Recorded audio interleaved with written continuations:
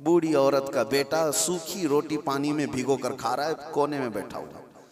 अब एक माँ को लगे ही बात, खुद इतना अच्छा खाना खा रहे हैं, मेरे बेटे को परवरिश में रखें, कैसा खाना खिला रहे हैं इसको। उस औरत ने कहा ये कैसी तरबियत है सैयदना अब्दुल कादिर, ये क्या है, मेरा बच्चा तो ऐसा है। आपने जवाब कुछ नहीं दिया। थोड़ी देर के बाद खाना खत्म होने के बाद उन हड्डियों को ऐसे जमा किया और कहा कुम बिइज़्निल्लाह, अल्लाह के हुक्म से उठ जाओ। एक मुर्गी फड़फड़ाती हुई खड़ी होगी। हाँ, आपने कहा कि जब तेरा बच्चा इस काबिल हो जाए तो वो भी रोज मुर्गे खाए। उसकी तरबियत चल रही है, उसकी तरबियत चल रही है। जब बंदा अपने नफ्स को मार लेता है तो अल्लाह सारी ताकतें उसको अता करता है।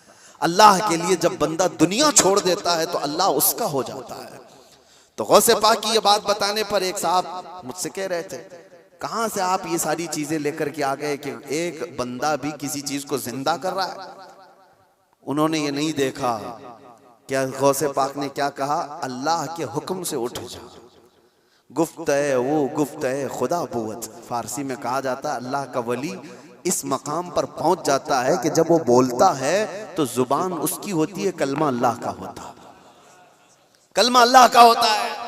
गौसे पाक की इस करामत पर एतराज करने वाले, तुम्हें पता नहीं, मुर्दों को जिंदा करना अगर ये सिर्फ और सिर्फ आप ये कहते हैं कि इसकी वजह से शिर्क हो जाएगा, शिर्क का अकीदा, अल्लाह का काम ये जिंदा करना अल्लाह का ही काम है। लेकिन अल्लाह अगर किसी को ये ताकत दे दे तो क्या इब्राहिम अलैहिस्सलाम का वाकया कुरान में नहीं है? 4 परिंदे ले लो, उनको ज़बह करो, उनका कीमा करो, मिक्स करो, 4 पहाड़ों पर रख करके आओ, तीसरे पारे में है।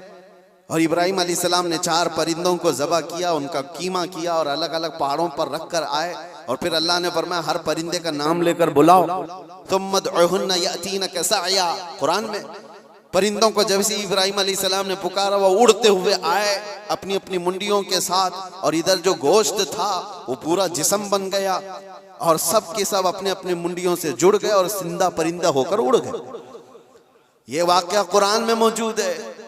सिर्फ इतना ही नहीं मेरे अजीजों, ईसा अलैहिस्सलाम के बारे में कुरान क्या कहता है कि ईसा अलैहिस्सलाम वो उबरिउल अकमह वल अबरस व उहयिल मौता बिइज़्निल्लाह, जो सफेद दाग वाला होता था, कोढ़ की बीमारी वाला होता था, ईसा अलैहिस्सलाम हाथ रखते तो सही हो जाता था। और कभी मरे हुए आदमी को ठोकर मारते तो जिंदा खड़ा हो जाता था। मट्टी के परिंदे बनाते, फूंक मारते, वो उड़ने लग जाते थे। ये इधर उधर की किताबों की बात नहीं कर रहा हूं, कुरान की बात कर रहा हूं। कुरान में मौजूद है। अल्लाह के नबियों को अल्लाह ने ये ताकत अता की थी।